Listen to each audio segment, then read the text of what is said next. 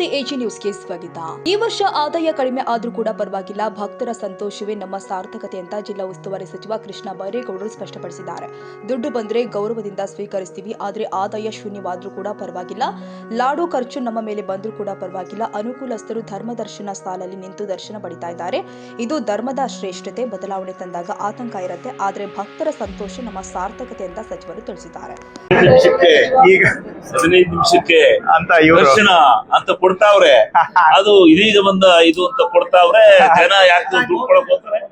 ಇಲ್ಲ, ಈಗ ನೋಡಿ, ಈ ವರ್ಷ ಆದಾಯ ಕಡಿಮೆ ಆಗುತ್ತೆ, ಆಗ್ಲಿ ಆದಾಯ ಕಡಿಮೆ ಆಗುತ್ತೆ.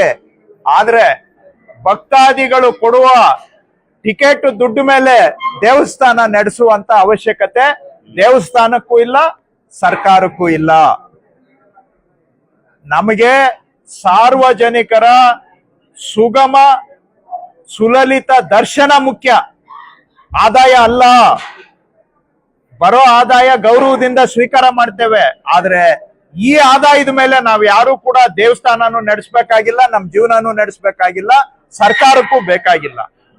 ಬಂದ್ರೆ ನಾವು ಖುಷಿಯಾಗಿ ತಗೋತೇವೆ, ಜನ ರೂಪಾಯಿ ಕೊಟ್ರು ಗೌರವದಿಂದ ತಗೋತೇವೆ, ಆದ್ರೆ ಆ ದುಡ್ಡು ಮೇಲೆ ನಮ್ಗೇನು ಡಿಪೆಂಡೆನ್ಸಿ ಇಲ್ಲ. ನಿಮ್ಗೆ ಲಾಡು ಖರ್ಚು ನಮ್ ಮೇಲೆ ಬಂದ್ರು ಪರವಾಗಿಲ್ಲ, ನಾವು ಕೈಯಿಂದ ಹಾಕೋತೀವಿ, ಇಲ್ಲ ಸರ್ಕಾರದಿಂದ ಕೊಡ್ತೀವಿ, ಏನ್ ತೊಂದ್ರೆ ಇಲ್ಲ. ಎಸ್, ಈಗ ಟಿಕೆಟ್ ಸೇಲ್ಸ್ ಕಮ್ಮಿ ಆಗಿದೆ, ಯಾಕಂದ್ರೆ ಫ್ರೀ ದರ್ಶನ ಫಾಸ್ಟ್ ಆಗಿ ಆಗ್ತಾ ಇದೆ, ಫ್ರೀ ದರ್ಶನ ಫಾಸ್ಟ್ ಆಗಿ ಆಗ್ತಾ ಇದೆ.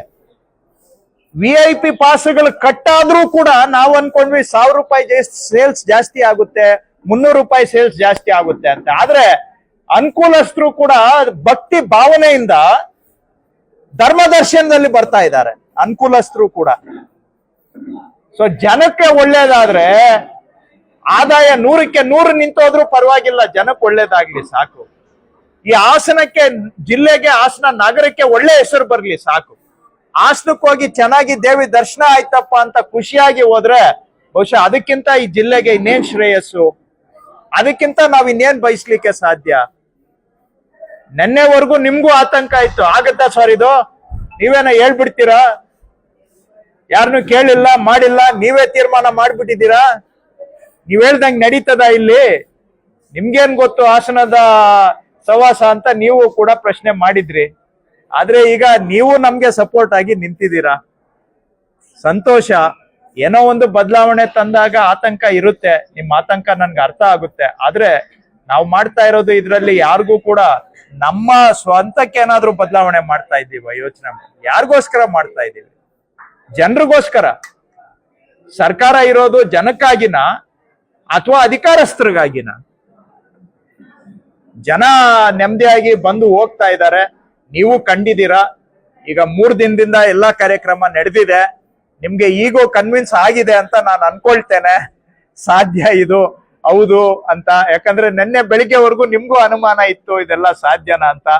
ಈಗ ವಾಸ್ತವಾಂಶ ನಿಮ್ ಕಣ್ಣು ಮುಂದೆ ಇದೆ, ತೀರ್ಪು ನಿಮ್ಮದು, ನಮ್ದೇನ್ ಅದ್ರ ಬಗ್ಗೆ ಏನಿಲ್ಲ.